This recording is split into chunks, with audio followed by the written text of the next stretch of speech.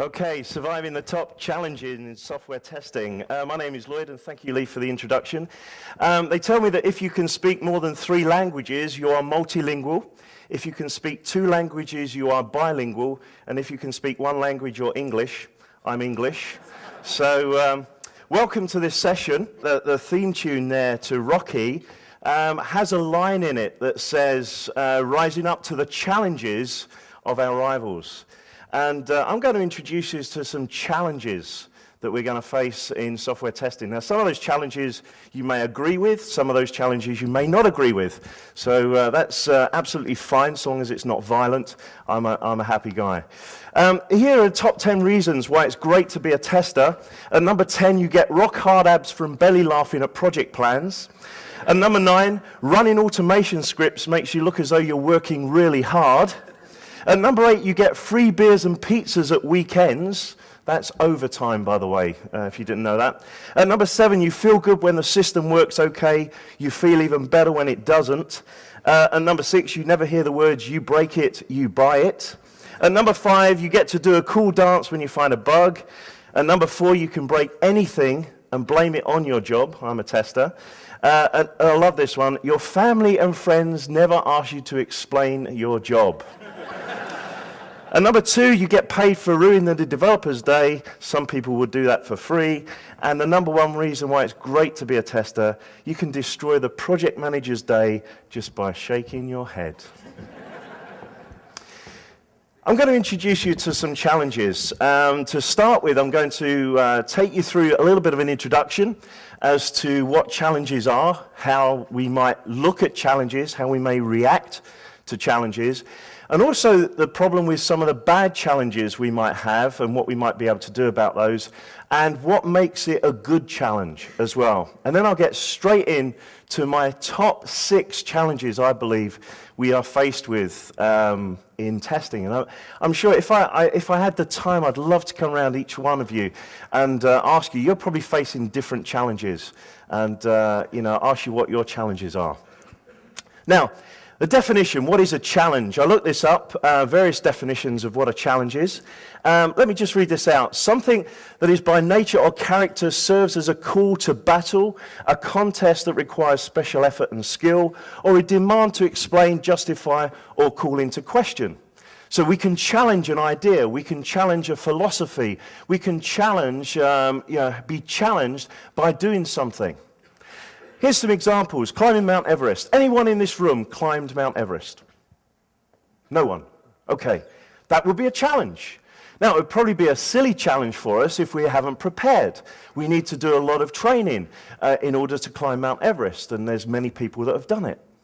Another one, running a marathon. Anybody here run a marathon? Okay, there's probably usually, great, okay. So for you, it wouldn't be such a challenge because you've already done it, and maybe a challenge would be to go one stage further and improve your timings. I'm told that the London Marathon was won by a guy, and I've had to write this down. He did the London Marathon in 2 hours, 5 minutes and 10 seconds. So maybe I can give that as a challenge for you guys that have just run a marathon. Or like me, I've never run a marathon, it would be a massive challenge for me. And I'll probably have to walk it rather than run it. If you do run marathons, maybe, I don't know if you know about this guy, Eddie Izzard. He ran 46 marathons in 52 days. That's a challenge. So maybe, guys, that you've run a marathon, maybe you could do 46 in 52 days. Now, some of you are sitting there thinking, oh, that's not such a challenge. Maybe if I said this, cook a meal for 20 people. And you think, no, I couldn't do that. Now, for me, it's not a problem. I love cooking. 20 people, not a problem. I will plan that out. So it's not such a challenge for me, but for some of you, it would be. What about this flying? Now, I don't mean flying, because that would be a challenge to all of us, okay? But for some of us, it could be a challenge to overcome some sort of fear, and a fear of flying in an aeroplane. And that might be a massive challenge for you. Anybody here got teenage children? Yeah? Okay. It's a challenge to get them out of bed in the morning, correct? We spend the first 10 years of our life getting our children into bed, and the next 10 years getting them out of bed. I've got, my children have moved past the teenage years now, and my son's 19, my daughter's 21, and they're still in this, getting into sort of waking up at 1 o'clock in the morning or something. So they are challenges. So how can we have bad challenges? Well, bad challenges are when they're harmful. If I said to you, right, everyone in this room, after this session, will run a marathon in 3 hours, that would be a bad challenge for the majority of us. Some of us would maybe have a heart attack. I play squash rackets. I've been playing now for a number of years, and I've started to slow down. But my son now is 19, and he's quite energetic. And I often give my son a game of squash. And I'm really proud of this because I can still beat him. You know, and I just stand in the center of the court and make him run around. Now, for some of you, if I said, let's have a game of squash, you might have a heart attack. That would be a bad challenge. Or let's fight Mike Tyson. That would be a very bad challenge, maybe. When they have undesirable consequences. Cooking a meal for 20 people, not such a problem unless they're VIPs. And if that meal actually goes drastically wrong and we have bad publicity, that has undesired consequences. So they are bad challenges.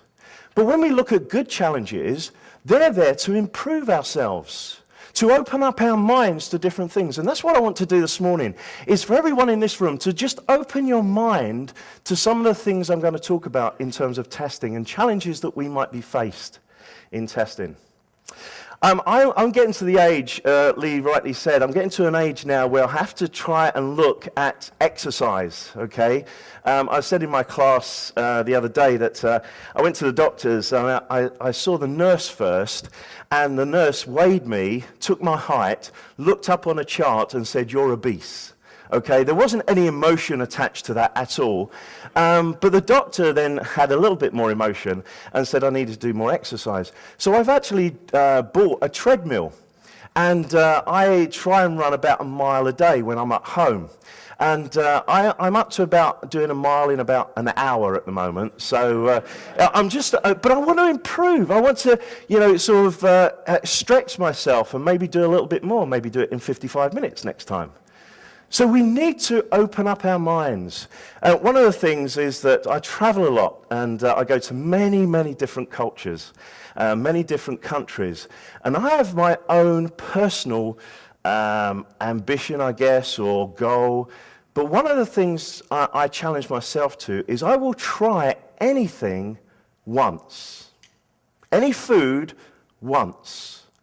I went to Lithuania. I don't know if any Lithuanian people here. Their delicacy is pig's ears. Raw pig's ears. I tried it once. So we need to open up our minds to different things. How do we react is another aspect. If I said to you, let's go and run a marathon, maybe you'd be like this, absolutely no way. Or maybe you say, yes, fantastic. We react differently to different things. And if maybe it's a fear factor, we actually shy away and say, no way. Some of you may be just bored. You just say, absolutely, I've run marathons, I don't want to do it again. I've been there, done that. Or maybe you just don't care. I hope the challenges I'm going to present to you in testing, you will either be in this camp or in this camp. I don't want sort of a complacency about it. So I want some sort of reaction from yourselves.